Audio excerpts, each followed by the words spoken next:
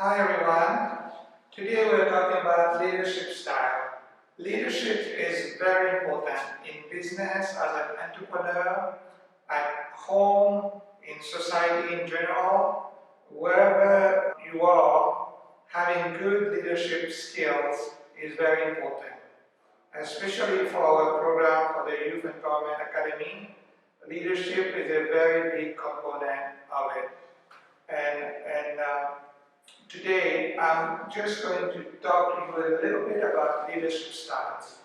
For someone to develop really good leadership skills, it's important that they have an idea of the basic leadership style. And understanding the different styles allow us to really develop our own style, which will be best for us. It's important as a foundation to understand various leadership styles, and then from there we develop our own style. So for today, I'm only going to talk to you about leadership styles. So there are basically a few different leadership styles. The first one is Authoritarian leadership style. This style is more where you have a leader who imposes on people. You have to do this is my expectation, and sometimes you have parents that are like this, they are authoritarian, and they want everything to be done their way. So basically, this leadership style, one person basically make all the decision, and they decide on the strategy, and they lead people toward this strategy, and they say, this is how I'm going to do it. So that's one style. It's not that there are good or bad leadership styles, but you just have to be aware that there are different leadership styles. For example, this is a leadership style, authoritarian, that has been proven to work in military, for example, where you have a strict rule, and you have chain of command, and you know who gives authority, who has the authority to give direction to do certain things, and everybody follows these directions, and everybody get in line when the sergeant or the chief military officer make a decision. So that's one style. There is another style called participative style. So this is where you have a leader that is more democratic, where the leader encourages everybody in the team to participate in decision making, to give their views. Everybody is included in situation where we have to make a big decision. Everybody is able to contribute. Let's say you have a management team of a company, there are 5 people, plus you have the CEO. The CEO allows everybody to discuss, to bring ideas, to bring strategies. But if there are disagreements, then the CEO can make the decision, and a final decision is made, and then the group move to that decision. But in contrast with the authoritarian style, the participative style allows people to participate and to talk. Next,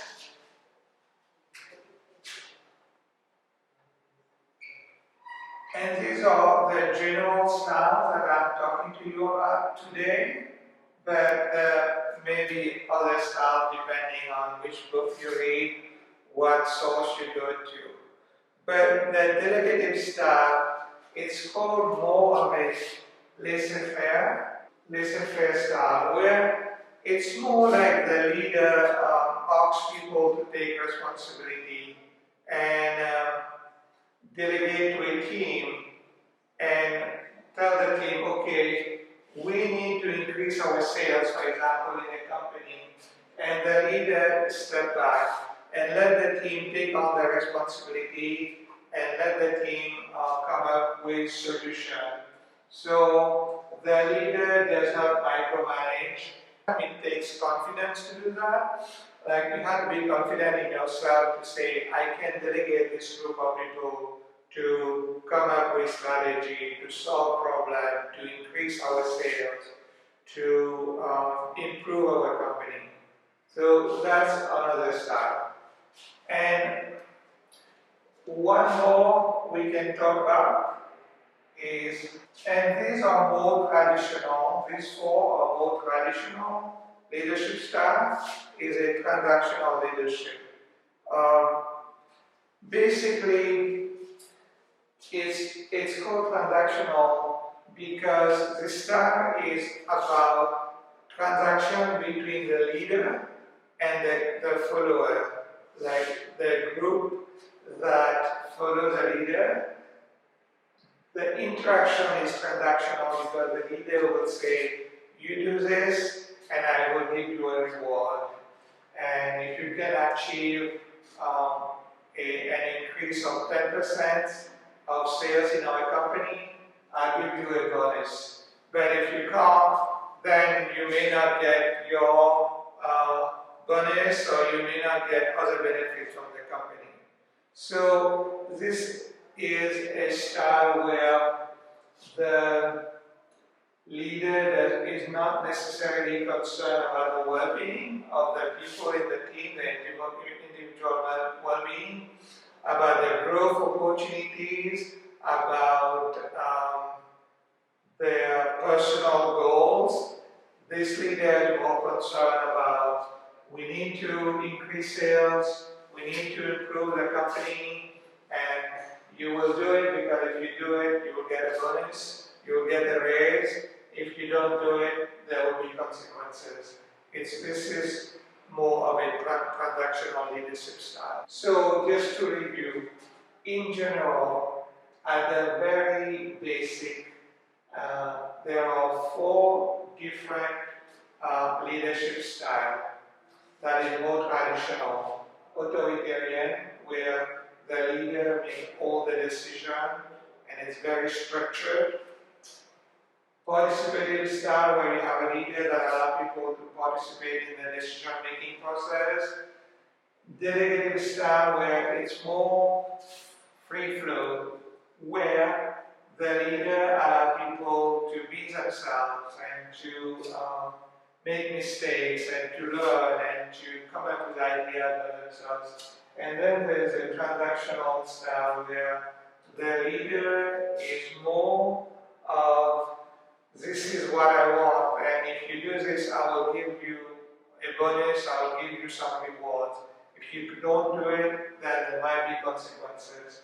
But the leader is think about everything more of like a transaction. There's no people, the people aspect of it that's taken into consideration. It's more about just business, result, rewards, or punishment. So these are the four. Now, what I would leave you with is two of more innovative leadership style that has emerged more recently than those traditional leadership style, and I will tell you why I'm sharing that with you and how it can help you. So the first one is called Transformational leadership.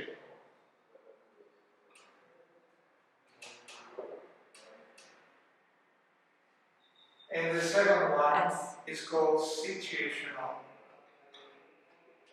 Transformational and Situational leadership. I like this too because I feel like my way I lead is based on those two leadership styles that is more modern, and I actually think it gives you a result better and it works best in today's world. The first one, transformational leadership. In this leadership style, the leader's role is more about finding ways to inspire people and developing vision. Then the people in the company, let's say that there is a CEO who has a transformational leadership style.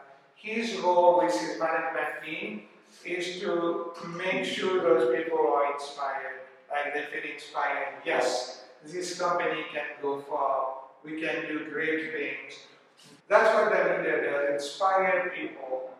And because of that inspiration, and that's where the focus of the leader is, to inspire people, people get inspired, and that transform them and transform the, the management team into able people who are able to transform, in turn transform the company. So that's what we call the transformational leadership style. So the role of the leader would be to inspire people, develop vision, make people see, yes, this company can go further, this company can do really well, and they give the inspiration that's needed for other people to see that vision and to believe in it.